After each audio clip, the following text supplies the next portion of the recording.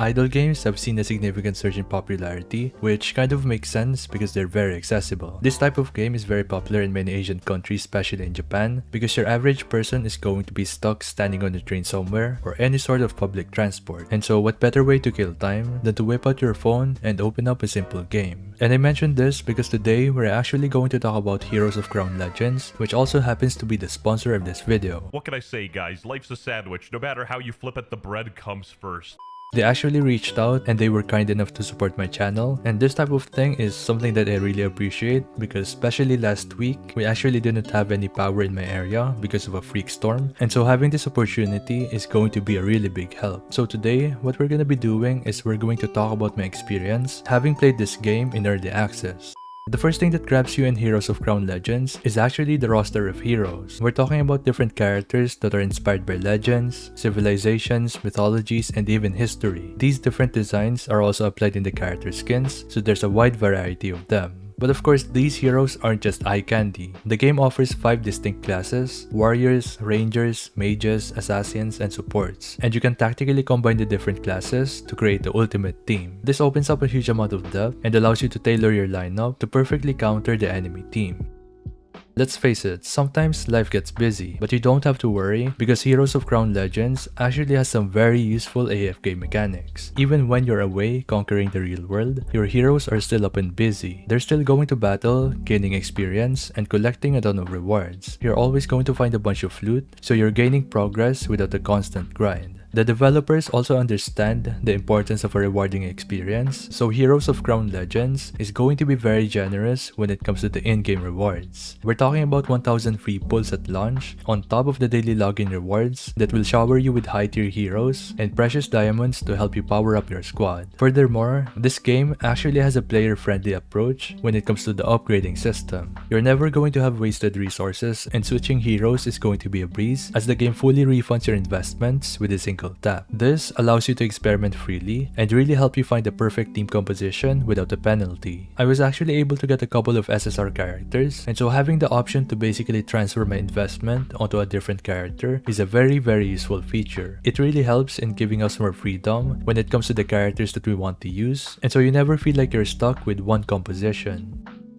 Of course, a truly epic adventure demands stunning visuals, and Heroes of Crown Legends actually impresses me in many ways. They put a lot of effort into the character models, which look really good in my opinion. Not to mention that the world design and the background actually look amazing as well. I actually like how the background on the adventure screen is basically like an infinite loop of the area that you're currently in. The background changes depending on how far you're into the game, so it's ever changing, and seeing a different background is very refreshing. You can also move the camera around a little bit, and you can also see your characters on this menu, although I still haven't figured out how you can actually change the characters on this screen, so hopefully I find that out sooner or later because I want to have the SSR characters that I have to be on that screen. With that being said, the true spectacle actually lies within the character skills. Each character has their own unique set of abilities, and the animations for the characters that I was able to use are actually pretty cool. Of course, these abilities are not just for show, because each one will have a powerful effect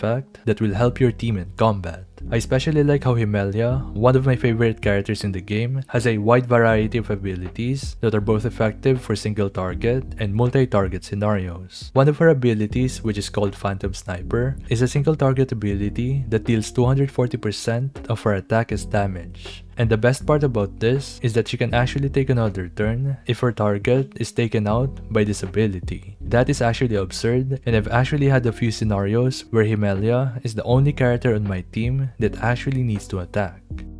And speaking of combat, since this game is actually an idle game, that means that your win condition is going to be based on your preparation beforehand. You have to keep in mind the different mechanics that I mentioned so that you can secure your win in this game. Having a good synergy between your character classes and having the right amount of supportive utility and damage output is going to make it easier for you to win fights. Of course, you can experiment with different team compositions like what I mentioned before, so feel free to build around the characters that you like and see what kind of team composition investments work for you. What I found is that investing in a single damage dealer early on is actually one of the most effective ways to build your team. The enemies that you're initially going to face are not going to deal a lot of damage, so you can afford to sacrifice a bit of survivability so that you can increase your damage and have a better chance of clearing the stage. And as of making this video, my current lineup is actually a team with Nora, Himelia, Siren, Aurora, and Saba. I like Nora because she is a damage dealer, but she also has some level of supportive capability. Himelia is probably my favorite character in the game, not only because of her design and how good I think her skins look, but also because she is a very versatile damage dealer for every scenario in this game. Siren, on the other hand, is all about buffing herself and her team. I also like Aurora because she is your typical bruiser type character, and she actually deals quite a bit of single target damage because of the amount of buffs she has. And then last but not the least, I'm also using Saba, but only because he is my only good character in the Ranger class. And another reason why I'm actually using him is because I need one character from each class to actually get a class synergy bonus. He's doing pretty well, but I'm probably going to replace him once I get a 5-star of the same class.